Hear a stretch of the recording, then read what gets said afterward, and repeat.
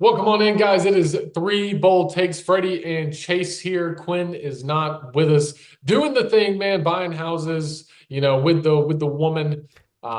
We miss you. We love you, Quinn. We can't wait till you're back with us. But for now, me and Freddie are going to hold it down. And before I get started doing anything, let me tell you guys, we are sponsored by SeatGeek.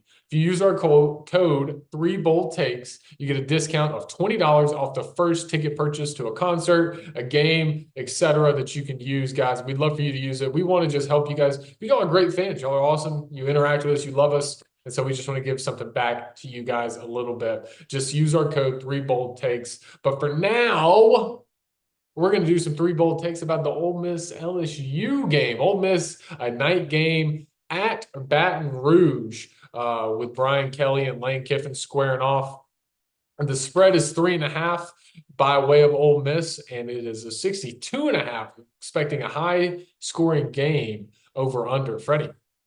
Yeah, that over-unders actually came down. Whenever I made this graphic, it was 64 and a half. So earlier on, I was talking about the Bama, South Carolina over-under being around 54, and I said there was one that was higher. This is the one that is higher. This is an insane number. Ole Miss being favored on the road at LSU is something that doesn't happen very often in a night game, right? Normally, you only see this happen against Bama. If Georgia ever comes to town, teams like that are really the only type of teams that are favored against LSU when LSU's at home under the lights. LSU is the least talked about one-loss team in the country. Good reason. They are a team that let's not forget that they lost way, which is crazy to think about, way back in week 1 to USC out in Vegas by a touchdown. Okay. This isn't a team that got blown out by somebody. This isn't a team that really had a horrible loss. Like, you can look at it probably end of year and think, okay, USC ended up having 4 losses. That's not a very good look. But when you look at it right now, man, like, that's not a terrible loss considering other teams that have lost, aka Alabama, to a Vanderbilt. Now, the difference is they have the win against Georgia to make up for the loss. LSU doesn't have that right now. They could get it this weekend against Ole Miss. When I look at Ole Miss, man, that Kentucky game, I don't know what in the world happened there. Like, I know Kentucky's not a bottom feeder, but come on, man, it's not like Kentucky is upper thirds of the conference, and you got beat at home, and you scored 17 points. Lane Kiffin, what are you doing, man? Like, again, boneheaded decisions, going for it on 4th down early in the game, giving good field position to the opposite team, which led to about 10 points for Kentucky. And if you take those out and pin them deep, your defense played an all right game. But it's just these little things that Lane Kiffin does. And, hey, it's a risk-reward thing, I get. And hindsight's always 20/20. We can go back and look and say, bad decision. He should have kicked it. But if they got the first down, they score a touchdown, he looks like a hero. So I understand kind of the dynamic there. Ole Miss is still ranked in the top 10. Yeah. But LSU, on the other hand, is ranked in the top 15. I personally think that LSU's loss to USC in Vegas is a better loss than Kentucky at home. Yeah. So explain to me why Ole Miss is still considered to be a top 10 team and LSU is.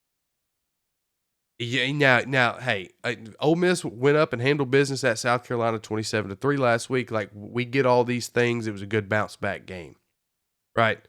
But LSU beat UCLA 34-17. They beat USC not USC, I guess the other USC. They beat South Carolina on the road 36-33, so a little bit closer of a game. But again, that's early in the year. South Carolina wasn't dealing with a lot of injuries. This is a tough game to pick here. I want Ole Miss to win so bad. I really, really do. Because I want Lane Kiffin to get there. I want him to make the playoffs. I want him to reach that next step at Ole Miss that he's been dying to reach and that he is knocking on the doorstep for. But LSU is at home. It is an extremely tough place to play at night at 6:30. not many teams go in there and win, really. Only the Bamas do, if you want to be real. Florida did it in 2020, but that was a weird season in 2020. Give me LSU to win this game at home. I don't like I said, I want nothing more than for Ole Miss to win this game. But I think because LSU isn't being talked about, I think they're being a little disrespected, and I think that they're going to sneak up on some people, being an underdog at home, under the lights. But give me LSU to win this game. It pains me to say that because I do not like Brian Kelly at all. Yeah, I'm just going to jump in here. I really like this game. This is always a fun matchup. You're going to have the ball thrown all over the field. You got, I think, two of the top nation's passers in Dart and Nussmeier for yards per game. And so it's last year, you got to remember, I think they went to overtime, but it was a 55-49 win for Ellis or for Ole Miss at home last year. So this is just going to be a fun game. Lane Kiffin, he knows offense, and then Brian Kelly also. He typically has a good offense, but he doesn't have who they had last year with Jaden Daniels, Brian Thomas, and wow, I'm forgetting the kids. Malik Neighbors. In this game. So you don't have your Heisman quarterback out there. You kind of struggled a little bit. And Freddie picked up the South Carolina game. I want to kind of touch on that a little more. I watched that game kind of thoroughly because I wanted to see who LSU was. South Carolina is one of those middle of the pack teams this year. They could go 5-7. They could go 8-4, 7-5, somewhere in there.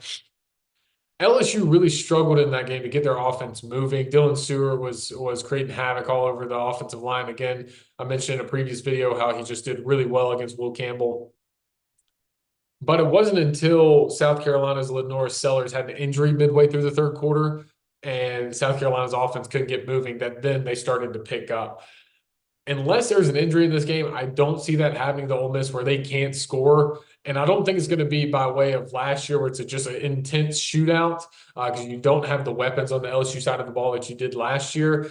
But I think it's going to be a really good game. I think the environment's going to be a little more strict on Ole Miss, so it's not just going to be as easy willy-nilly like it was in Vaught Hemingway last year. It's under the lights at Baton Rouge. I'm still going to go Ole Miss. They bounced back after the Kentucky game, who Kentucky, let me just remind you, the week before nearly got Georgia as well and lost that game 13-12. So Kentucky's not just some slouch that should get ran over, but you shouldn't lose to Kentucky as Ole Miss. Ole Miss was my hot team all offseason. Number one transfer portal, I believe a top 5 or top 3 recruiting class. This was Lane Kiffin's year. And in a 12-team playoff, it should still be Lane Kiffin's year. And I think they get back on track here. I think the loss sucked, but they came back, handled business against South Carolina extremely well. And now you get LSU, who is not trying to find their identity, but trying to know how their offense is going to operate without a Heisman winner and 2 first-round draft picks, a wide receiver. So I think it's going to be a fun game. I think it's going to be probably a 10-point win for Ole Miss. Not going to get too crazy, but I think it could be an intense, high-scoring game. I would definitely do the over on this one, but it's going to be a lot of fun. I'm super excited. So, guys, that has been the prediction for Ole Miss and LSU. Again, we are sponsored by SeatGeek. Use our code 3BoldTakes at checkout for $20 off your first purchase. I'm Freddie. Been joined by Chase. Quinn, we miss you, brother. We will see you guys again next week. Yeah, have fun watching college football this weekend. Tons of good games. Great games.